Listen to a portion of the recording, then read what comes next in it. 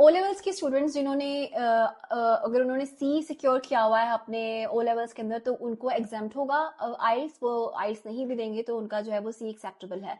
अगर हम academic entry requirement की बात करते हैं तो 48 यूकेएस पॉइंट चाहिए आपको फॉर फाउंडेशन ईयर। और अगर हम लोग बात करते हैं एचएससी में है, अगर आपने हायर सेकेंडरी एजुकेशन है आपकी, आपने इंटरमीडिएट किया है तो 56% आपका स्कोर होना चाहिए फॉर इंटरमीडिएट।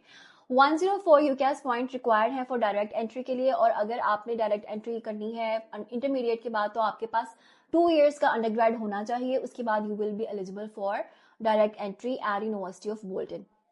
और स्टडी गैप की अगर हम लोग बात करते हैं तो 2 years का जो है वो स्टडी गैप एक्सेप्टेबल होगा।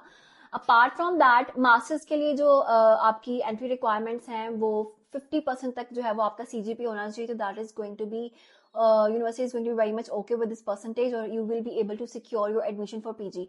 और 2 years का गैप जो है वो आपका एक्सेप्टेबल है अंडर ग्रेड के लिए। लेकिन अगर 2 years से कुछ ज्यादा मंथ्स भी हैं आपके 3 तक चला जाता है फॉर एग्जाम्पल, तो जो जस्टिफाइड गैप होगा that is going to be accepted by the university. तो जो एंट्री रिक्वायरमेंट्स है that are also very lenient. इतनी ज्यादा डिफिकल्ट एंट्री रिक्वायरमेंट्स नहीं है for undergrad and PG as well, because जो रिक्वायरमेंट पीजी के प्रोग्राम्स के लिए है वो 50% सीजीपीए तक अगर आपका है तो आप वो ले सकते हो। और जहां तक अंडरग्रेड की बात है 148 यूकेएस पॉइंट फॉर फाउंडेशन एंड 104 जो है वो आपके रिक्वायर होंगे फॉर डायरेक्ट एंट्री।